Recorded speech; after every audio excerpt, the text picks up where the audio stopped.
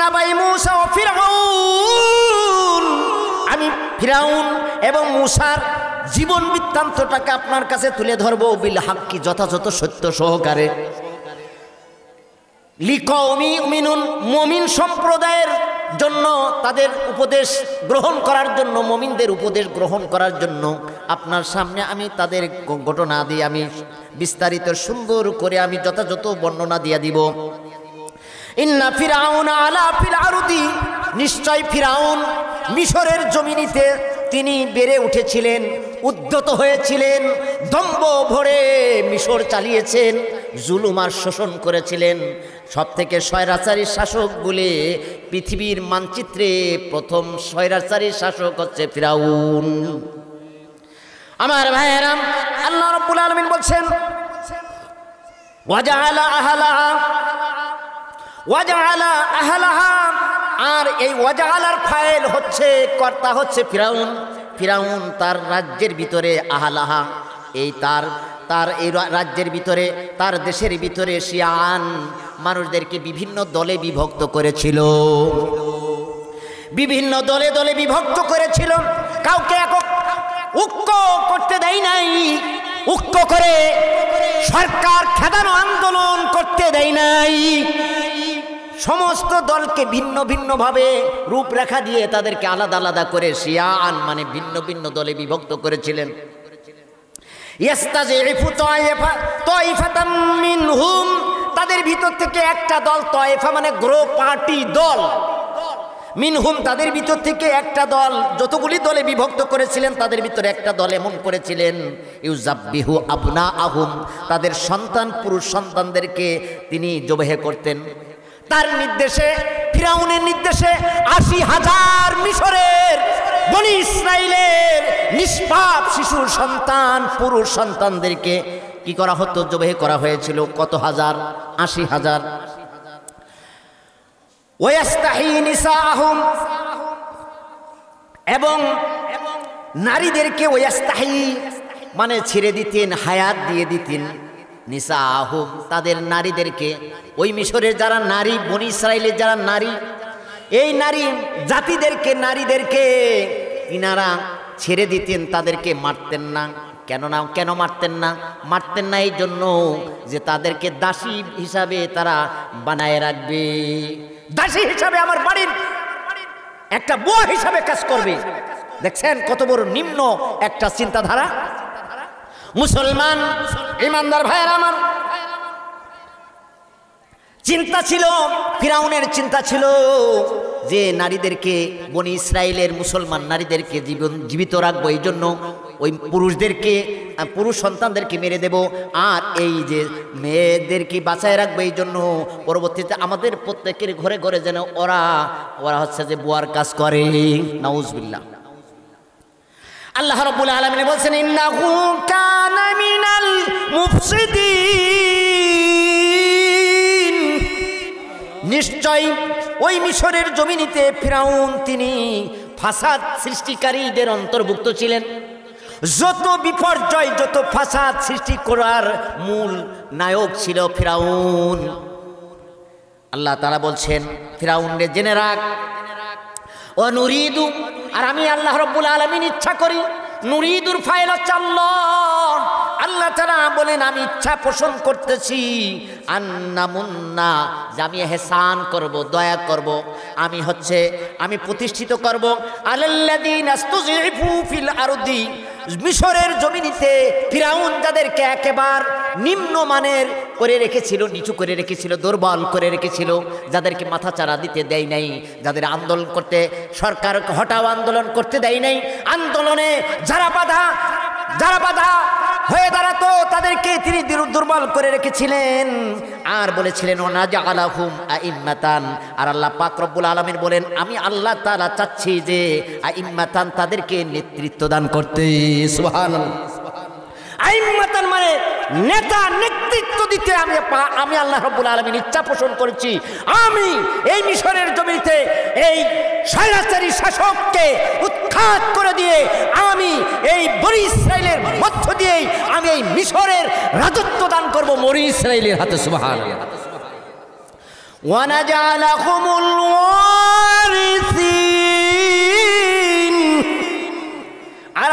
তাকে ওয়ারিসিত্ব দান করব মিশরের জমিনিতে। আল্লাহ রব্বুল আলামিন আরো বলছেন অনুমাক্কিনু লাহুম ফিল আরদি, আর আমি কি করব মিশরের জমিনিতে তাদের জন্য আমি জায়গা করে দেব। ও নুরিয়া, আর আমি রব্বুল আলামিন দেখিয়ে দেব ফিরাউনা, ফিরাউনকে ও হামানা, ফিরাউনের স্বরাষ্ট্রমন্ত্রীর নাম আছে হামান। হামান ছিল টাকু, তার মাথায় চুল ছিল না। ইসলাম নিয়ে চিন্তা গবেষণা করতে করতে এক পর্যায়ে ওই ফিরাউন, ওই হামানের মাথার চুল উঠে যায়। আমার ভাইয়েরা, বর্তমানে এই শতাব্দী মুসলমানদের বিজয়ের শতাব্দী, ঐক্যের শতাব্দী। এই শতাব্দীতে মুসলমানদের বিজয় সুনিশ্চিত ইনশাআল্লাহ।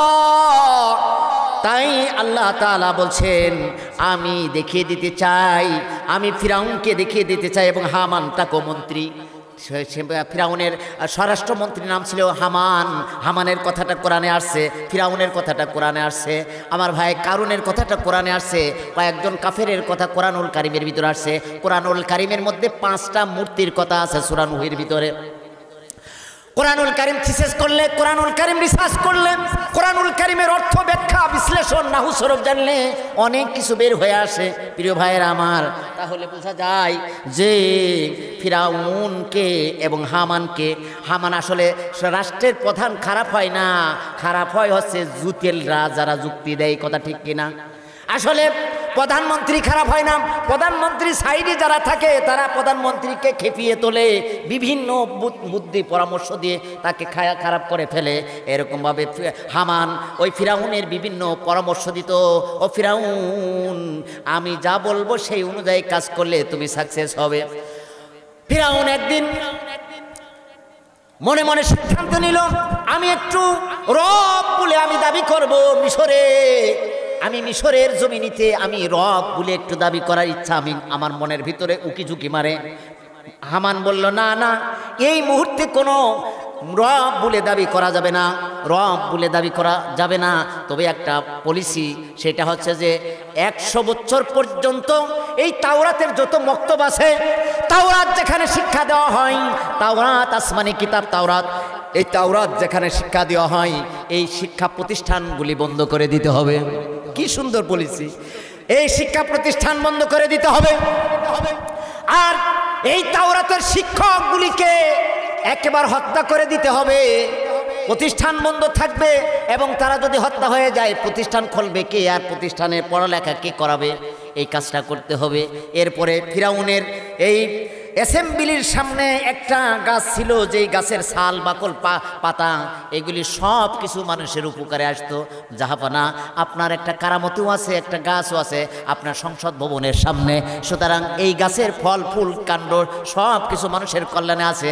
আবার হচ্ছে যে আপনার এই পলিসি যদি আপনি অবলম্বন করেন, তাওরাতের মুক্তবগুলি বন্ধ করে দেন, খানকাগুলি যদি বন্ধ করে দেন, আর তাওরাতের শিক্ষকদেরকে যদি আপনি হত্যা করে দেন, তাহলে 100 বছরের পরে যায় মানুষ সব মূর্খ হয়ে যাবে, সব মূর্খ হয়ে যাবে।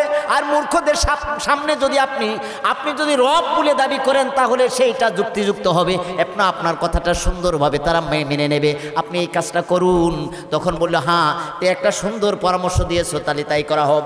আমার ভাইয়েরা, তাওরাতের যত খানকা ছিল, যত শিক্ষা প্রতিষ্ঠান ছিল, সমস্ত শিক্ষা প্রতিষ্ঠানগুলি বন্ধ করে দেওয়া হলো এবং তাওরাতের শিক্ষকদেরকে মেরে দেওয়া হলো। আমার ভাইয়েরা, 100 বছর যেতে না যেতেই মানুষ সব মূর্খে পরিণত হয়ে গেল। শিক্ষা প্রতিষ্ঠান যদি না থাকে, শিক্ষার আলো যদি না থাকে, শিক্ষাই জাতির মেরুদণ্ড, সেই শিক্ষা যদি বন্ধ করে দেওয়া হয়, কোরআনের আলোচনা যদি বন্ধ করে দেওয়া হয়, তাহলে তো আস্তে আস্তে মানুষ বেদিন হয়ে যাবে, মানুষের ভিতরে ঈমান আমার সব নষ্ট হয়ে যাবে। এই জন্য আমার ভাইয়েরা, এই পরামর্শ দিল হামান। হামানের পরামর্শটাকে ফিরাউন কাজে লাগায়া একদিন কি করলো, তিনি আনা রব্বুকুমুল আলা বলে তিনি হচ্ছে যে দাবি করলেন, ও মিশরবাসী শুনে রাখো, আমি ফিরাউন হচ্ছে তোমাদের ভিতরে সব থেকে বড় খোদা। বলেন নাউজুবিল্লাহি মিন যালিক।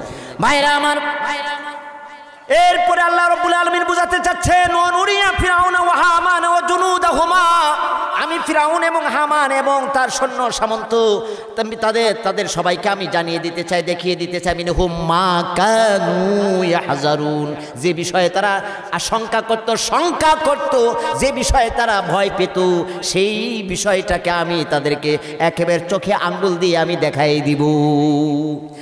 আল্লাহ রাব্বুল আলামিন বলেন, আমার ভাইয়েরা, এই যে মুসা ফিরাউনের যে বৃত্তান্ত, এই মুসা আলাইহিস সালাতু ওয়াস সালাম কোন সময় জন্মগ্রহণ করলেন, দুনিয়ায় আসলেন, তার একটা ইতিকথা আপনাদের জানা দরকার। যেই বছরে ফিরাউন বলেছিল যে বনি ইসরায়েলের যে সমস্ত ছেলেরা হবে, যেই বছর তিনি হচ্ছে যে নিষেধ করলেন যে না এত সন্তান আর মারা যায় না, যেই বছর নিষিদ্ধ করেছিলেন সেই বছর মুসা আলাইহিস সালাতু ওয়াস সালামের ভাই হারুন আলাইহিস সালাতু ওয়াস সালামের জন্ম হয়। আর যেই বছর নিষেধ করেছিলেন না, ওপেন করেছিলেন, আদেশ করেছিলেন, কতল করার নির্দেশ করেছিলেন, ওই বছরই আল্লাহ পাক রব্বুল আলামিন আল্লাহ পাক রব্বুল আলামিন মুসা আলাইহিস সালাতু ওয়াস সালামকে জমিনের মধ্যে আনেন, পৃথিবীতে আগমন ঘটান। আমার ভাইয়েরা, এই মুসার মায়ের নাম ইউখাসিব নামে যে মহিলা, এই মহিলা হচ্ছে মুসার মা। এই মুসার মা একটা বান্ধবী ছিল, ওই বান্ধবীটা হচ্ছে ফিরাউনের গোত্রের লোক। ওই ফিরাউনের গোত্রে একটা বান্ধবী ছিল। বান্ধবী কি বলেছে, বাড়ির পাশের বান্ধবী, বান্ধবী রে, আমার যখন সন্তান ভূমিষ্ঠ হয় তখন তুমি আমাকে কিন্তু একটু হেল্প করবা, তুমি আমার বাড়িতে আসবা, আমাকে একটু হেল্প করবা। বান্ধবী বলছে ঠিক আছে, তুমি যখন প্রেগনেন্ট, যখন সন্তান যখন তুমি ভূমিষ্ঠ হবে, যখন তোমার সন্তান ভূমিষ্ঠ হবে, তখন অবশ্যই আমি তোমার কাছে দাত্রী মা হিসাবে আসব, তোমাকে হেল্প করব। বন্ডি একটু সামনে এগিয়ে আসেন, একটু এগিয়ে আসেন, একটু এগিয়ে আসেন, অন্যদের বসার সুযোগ করে দেন। একটু জিকির করেন, লা ইলাহা ইল্লাল্লাহ, লা ইলাহা ইল্লাল্লাহ, লা ইলাহা ইল্লাল্লাহ, লা ইলাহা ইল্লাল্লাহ, লা ইলাহা ইল্লাল্লাহ, লা ইলাহা ইল্লাল্লাহু মুহাম্মাদুর রাসূলুল্লাহ সাল্লাল্লাহু আলাইহি ওয়াসাল্লাম। আমার ভাইয়েরা, আল্লাহ রাব্বুল আলামিন চমৎকার ভাবে বলে দিয়েছেন। আল্লাহ তাআলা বলতে চাচ্ছেন যে মুসা যখন দুনিয়াতে আসলো, আমার ভাইয়েরা, তখন ফিরাউন প্রত্যেকটা ঘরে লোক পাঠালো, শিরোনি অভিযান করে বের করো, তালিকাভুক্ত করো, কার বাড়িতে কয়টা প্রেগনেন্ট মেয়ে আছে, গর্ভবতী মা আছে, একটু লিস্ট করা হলো। কিন্তু মুসা আলাইহিস সালাতু ওয়াস সালাম যেই মায়ের গর্ভের মধ্যে আছেন, ওই মায়ের পেটটা স্বাভাবিক অন্যান্য মেয়েদের মতো কোনো উঁচু নিচু কোনো কিছু টের পাওয়া যায় না। সাধারণত মেয়েরা যখন প্রেগনেন্ট হয় তখন আস্তে আস্তে তাদের আকার আকৃতি একটু একটু করে চেঞ্জ হয়, কিন্তু মুসার মা কোনো আকার আকৃতি চেঞ্জ তো দূরের কথা, কোনো স্বাভাবিক একটা মেয়ে, সাধারণ একটা মেয়ের মতো মনে হয়। চেক করে নারী পুলিশের চেক করে, পুরুষ মানুষকে চেক করে দেখা গেল যে আসলে ও তার প্রেগনেন্টের কোনো আলামতই বোঝা গেল না। তো বলেছিল এক সময়, মুন্ডিরে আমি হচ্ছে যে বান্ধবীরে, আমি তো প্রেগনেন্ট হয়েছি, সুতরাং আমার যখন তুমি আসবে, আমার সন্তান যখন ভূমিষ্ঠের সময় হয় তখন তুমি আমার কাছে একটু আসবে এবং হেল্প করবে। তখন দেখা গেল ঠিকই ওই ভূমিষ্ঠের সময়, মুসা আলাইহিস সালাতু ওয়াস সালামের ভূমিষ্ঠের সময় ওই তার মায়ের বান্ধবী উপস্থিত হলো। ওইটা ফিরাউনের গোত্রের মেয়ে ছিল।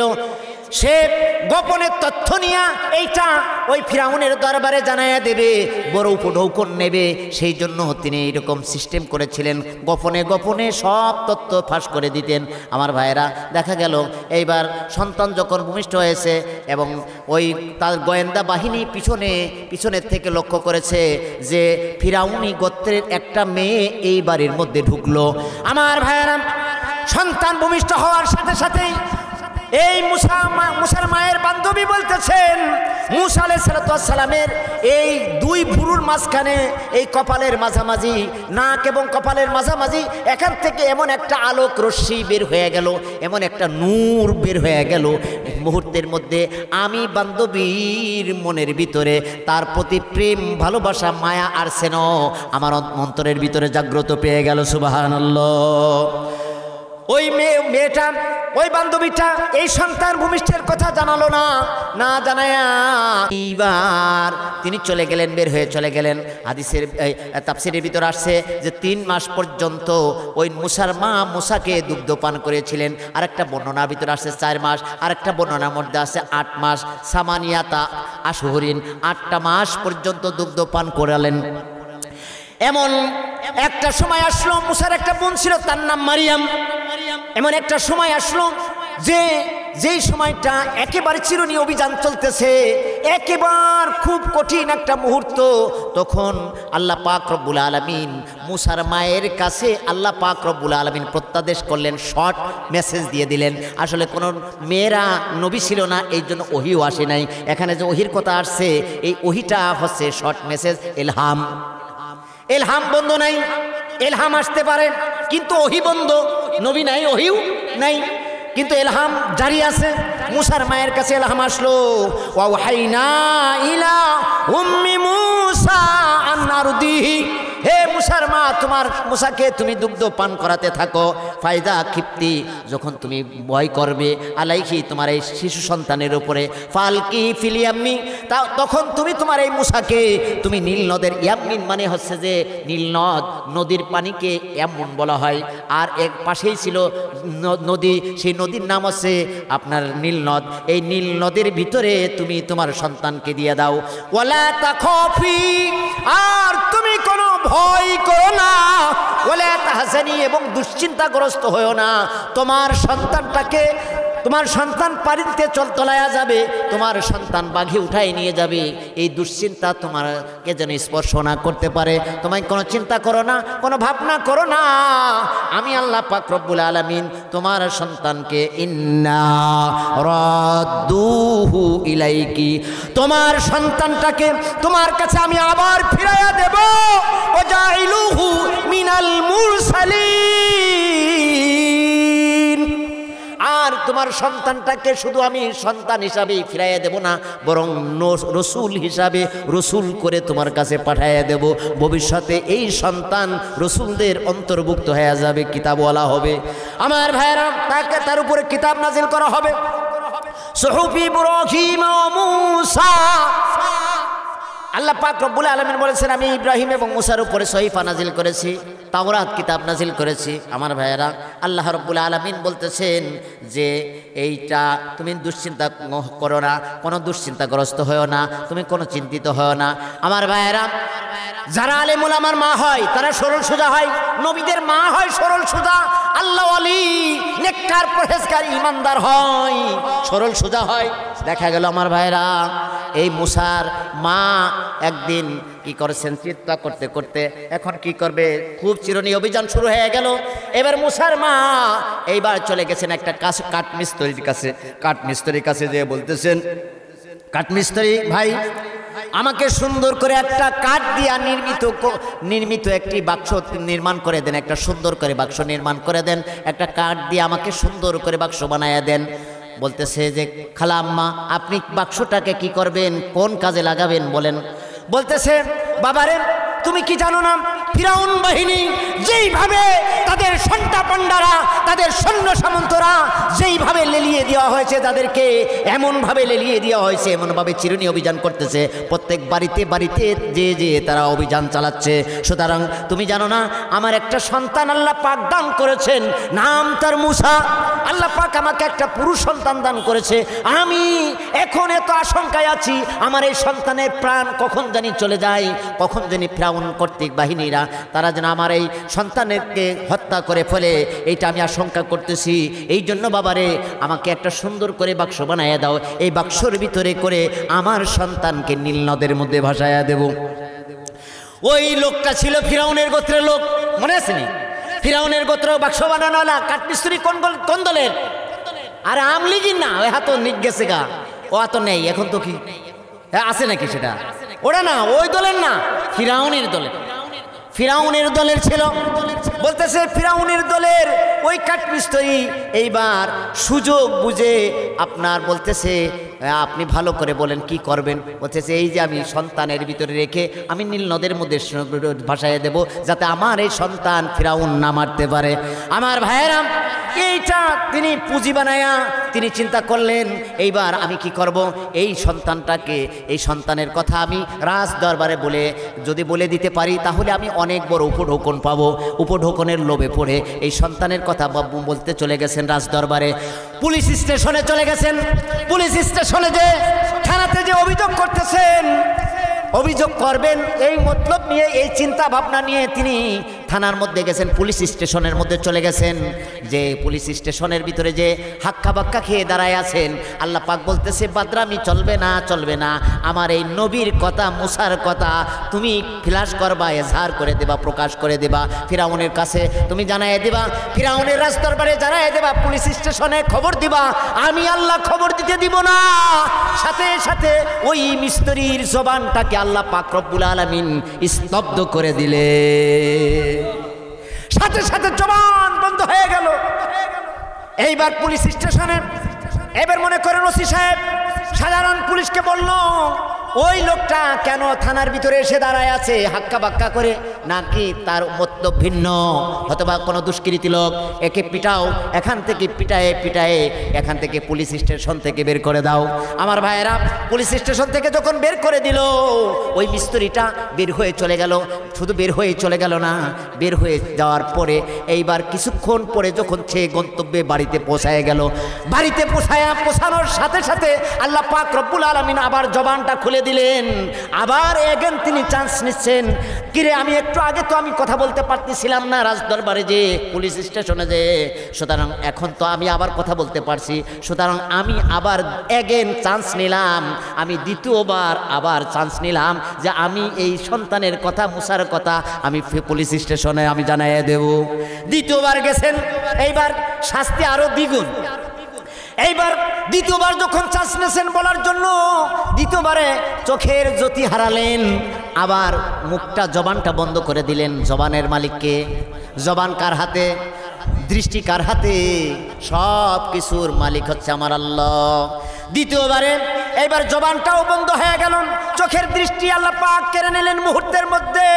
লোকটা অন্ধ হয়ে গেল এবং পুলিশ স্টেশনের মধ্যে দাঁড়িয়ে আছেন, হাক্কা বাক্কা খেয়ে দাঁড়িয়ে আছেন, এইভাবে মূর্তির মতো দাঁড়িয়ে আছেন। কিরে একটু আগে না এই লোকটা ছিল, আবার লোকটা আবার ঘুরে আসছে, আবার ফিটা, আবার এখান থেকে তাড়ায় দে। এমন একটা জায়গা যে রাখবি যেখান থেকে এই লোকটা আর জীবনে ফিরে আসতে পারবে না।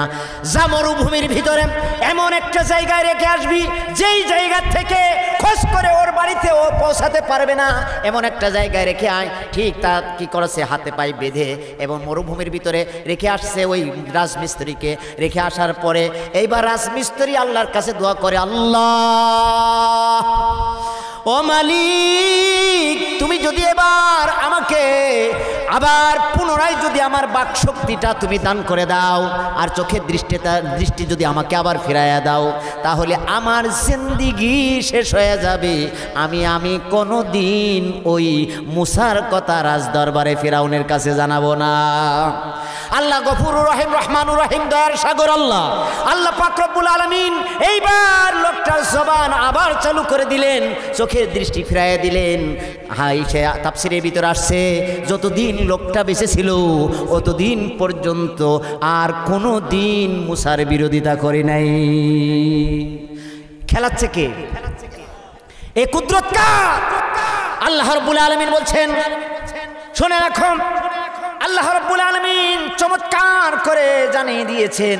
আমার ভাইরা, ওই যে মুসার মা ওই বাক্সটা এবার নিয়ে আসলেন, মানায় নিয়ে আসে মুসাকে ওই বাক্সের ভিতরে পুড়ে দিয়ে এইবার নীল নদের ভিতরে ছেড়ে দিলেন। নীল নদের ভিতরে ছেড়ে দিলেন। এই পানির স্রোতে স্রোতে ভাসতে ভাসতে ফিরাউনের ঘাটে যে উঠল। আর তার পাশে তার মেয়ে মারিয়ামকে বললেন, মুসার আপন বোন হচ্ছে মারিয়াম, মারিয়ামকে বললেন, মারিয়াম রে তুই হচ্ছে নদীর আঁকে বাঁকে, নদী তো আঁকা বাঁকা হয়, নদীর আঁকে বাঁকে এই যে বেরিবান দিয়া আস্তে আস্তে সুন্দর করে তুই এই বাক্সটাকে তুই নজরদারি করতে করতে নিয়ে যাবি, কোথায় যে থামে এইটা তুই লক্ষ্য করবি। দেখা গেল মুসার বোন অজ্ঞাত সারে ওই বাঁকে বাঁকে ফাঁকে ফাঁকে যে ওই তদারকি করতে করতে দৃষ্টির ভিতরে রাখতে রাখতে চলে যাচ্ছেন, যাই দেখছেন যে ফিরাউনের ঘাটে যে বাক্সটা দাঁড়ায় গেল।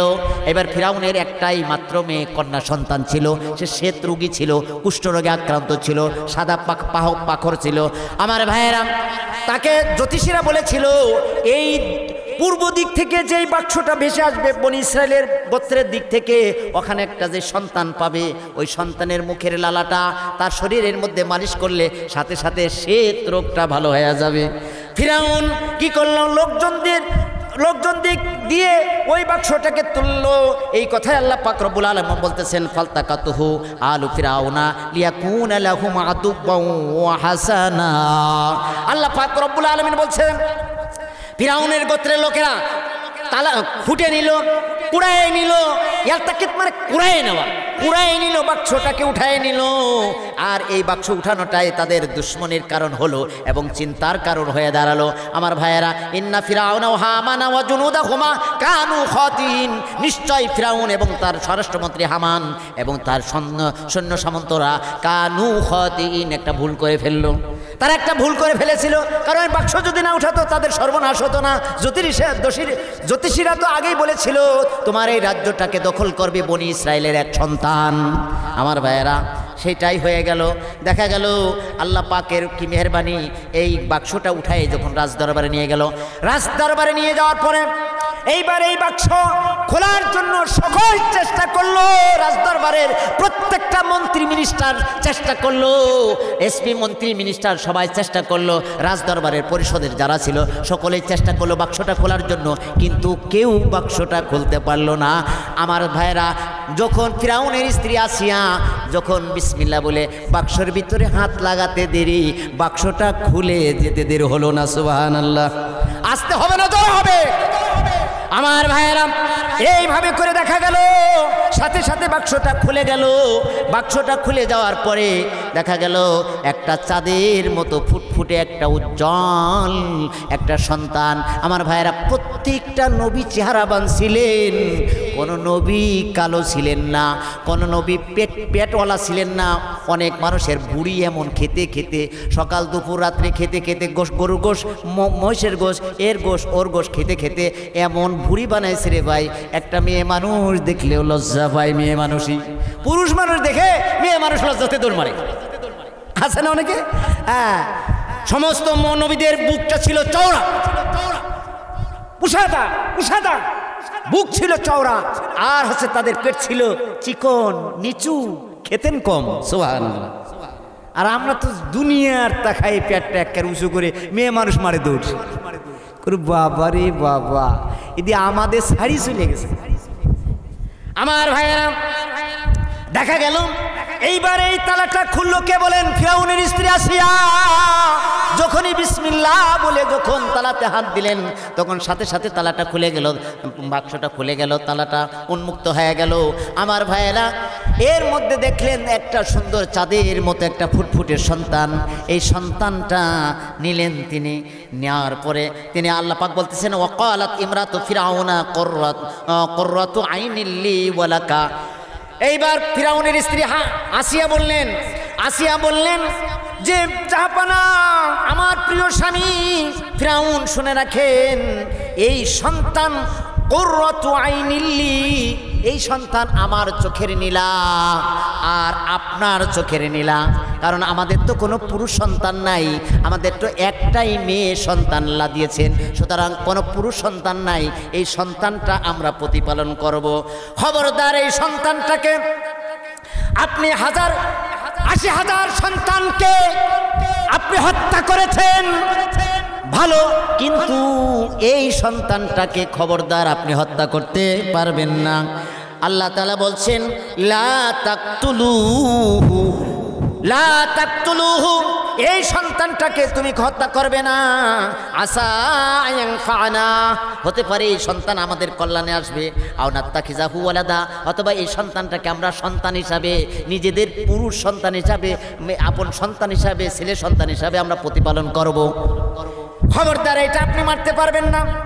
আমার ভাইয়েরা, ঘটনাটা হচ্ছে যে স্ত্রীর কাছে সবাই দুর্বল, দুর্বল কিনা। আমি তাফসীর মাহফিলে গেলাম, বাংলাদেশের প্রায় 40টা জেলার মধ্যে আল্লাহ পাক রব্বুল আলামিন এই কোরআনের একটু কথা বলার সুযোগ করে দিয়েছেন। প্রিয় ভাইয়েরা আমার, আমি গেলাম কয়েক বছর আগে, আমি গেলাম বরিশালে AKM ফজলুল হকের বাড়ি।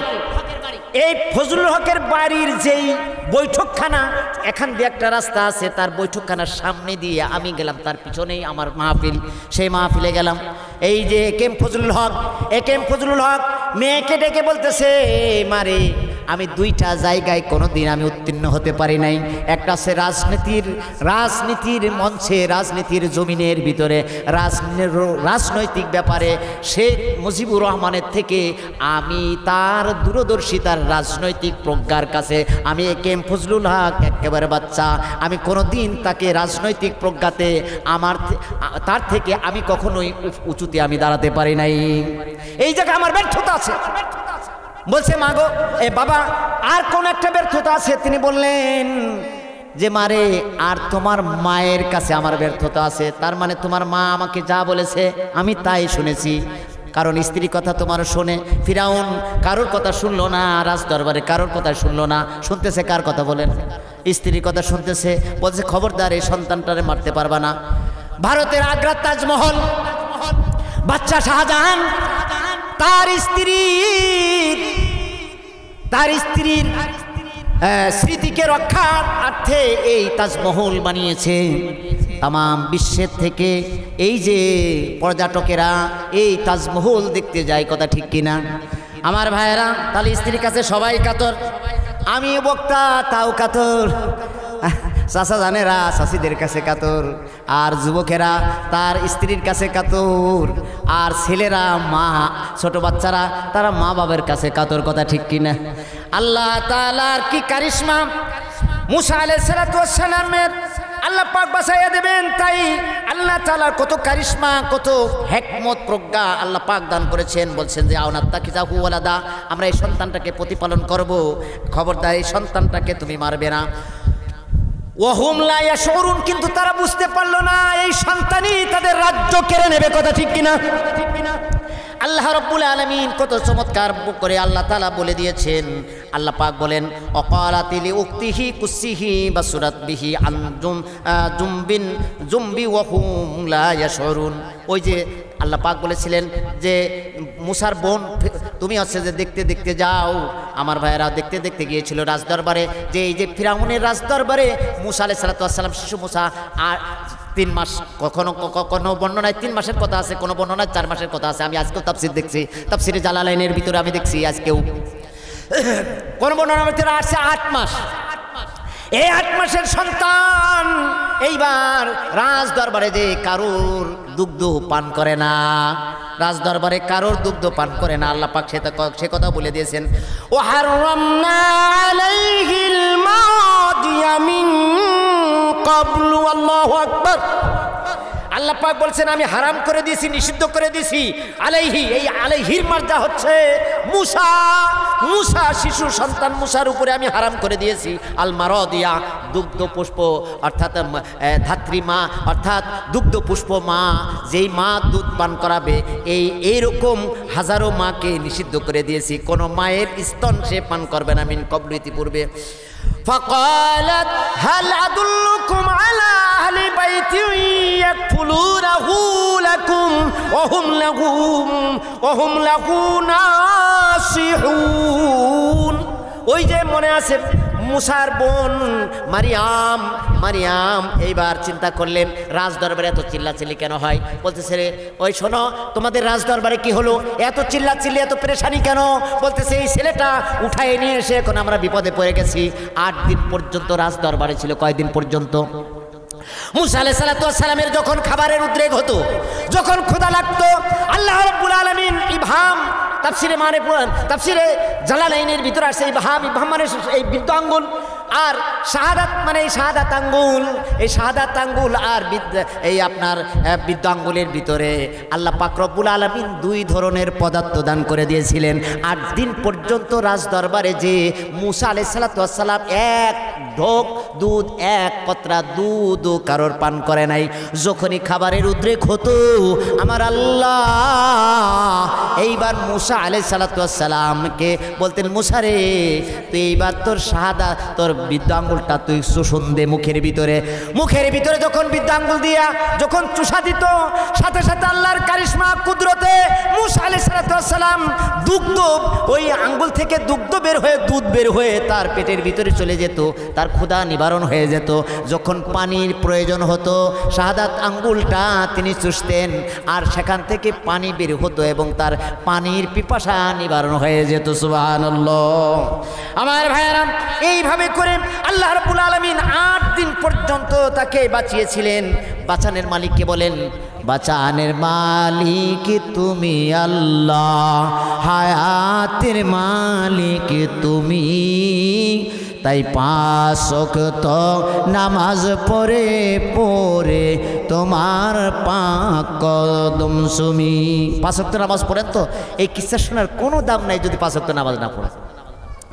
ভাইরা আমার, আল্লাহ রাব্বুল আলামিন বলছেন যে আমি হারাম করে দিয়েছি কোনো মায়ের স্তন্য খবরদার তুই পান করতে পারবি না, তোর আসল মায়ের কাছে আমি তোকে নিয়ে যাব। একটু ধৈর্য ধর মুসা, একটু ধৈর্য ধর, একটু সবর কর, তোর আসল মায়ের কাছে আমি নিয়ে যাব। দেখ আল্লাহ তাআলা কি সুন্দর কারিশমা, কি সুন্দর কুদরত আল্লাহ তাআলার। আল্লাহ তাআলা বলছেন ফারাদনাহু ইলা উম্মিহি,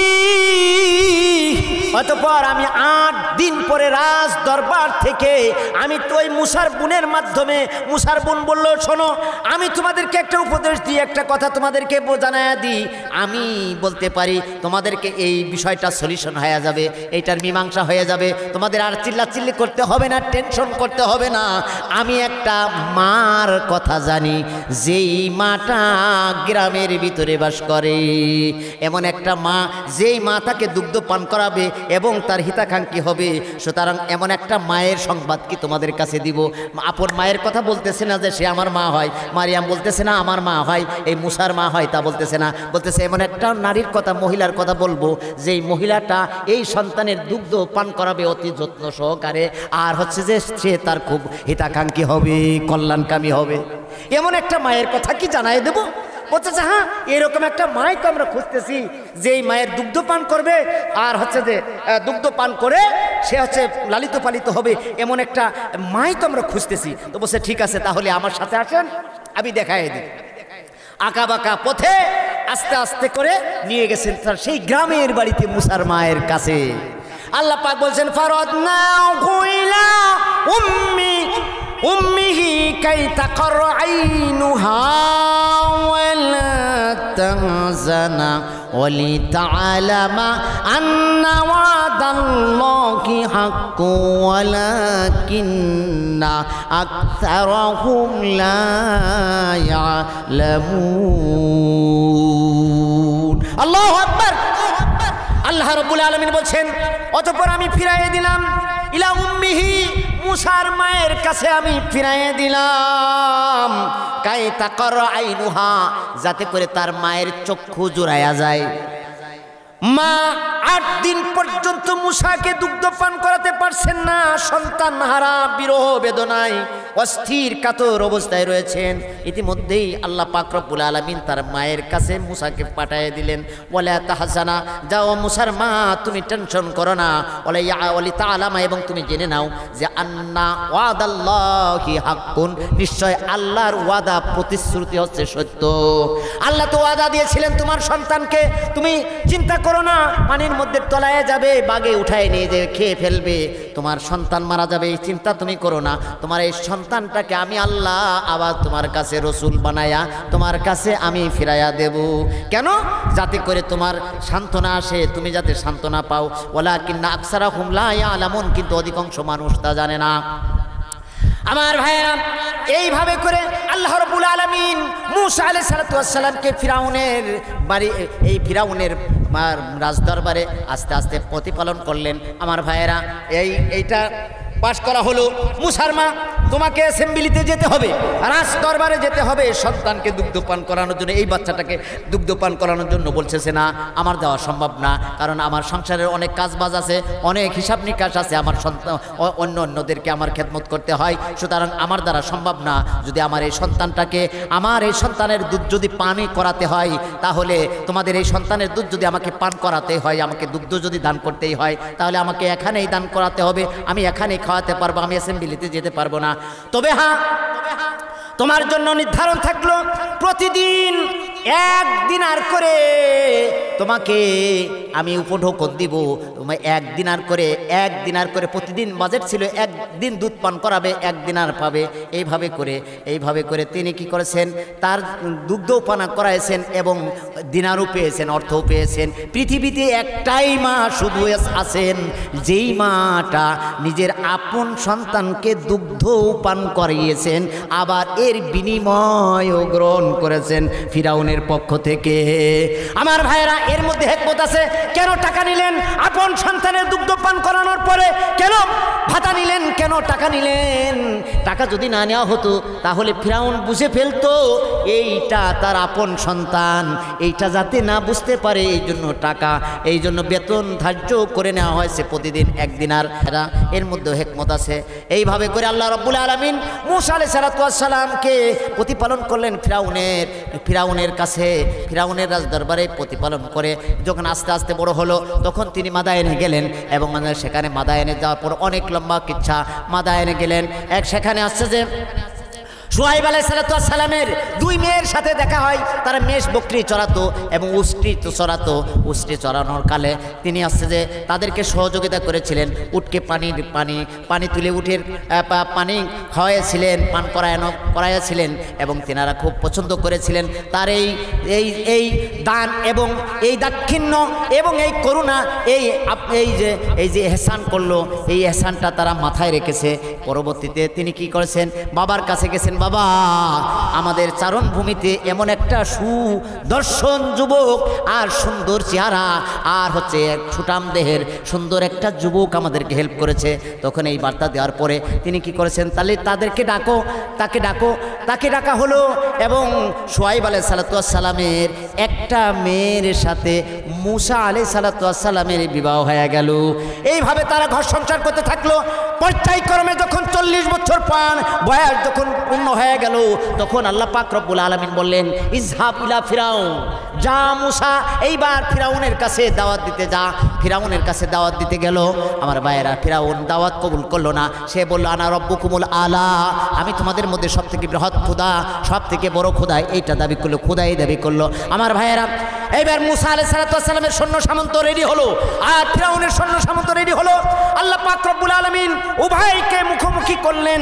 আর একটা কারিশমা হচ্ছে যে মাঝখানে একটা নদী বেঁধে গেল, নীল নদ মাঝখানে। এই যখন ধাওয়া করলো ফিরাউনের লস্কর সৈন্য সামন্তরা সেই ঘোড়ার উপরে সওয়ার ছিল।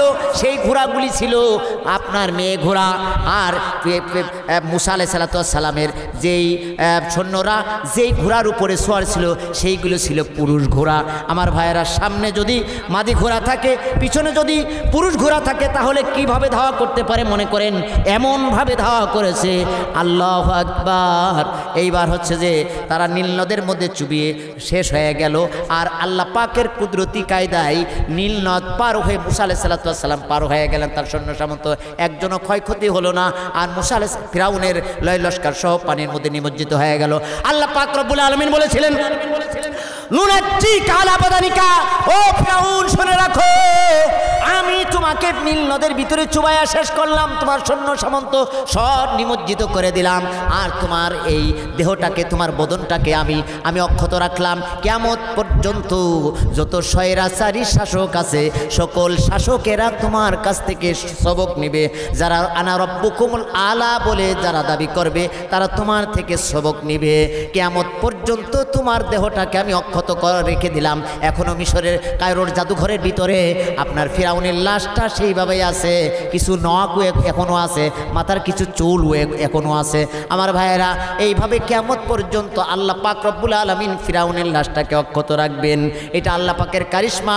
আল্লাহ পাক রব্বুল আলামিন তাদেরকে পরাস্ত করলেন আর মিশরের জমিনিতে মূসা আলাইহিস সালাতু ওয়াস সালামকে প্রতিষ্ঠিত করলেন। বলেন সুবহানাল্লাহ।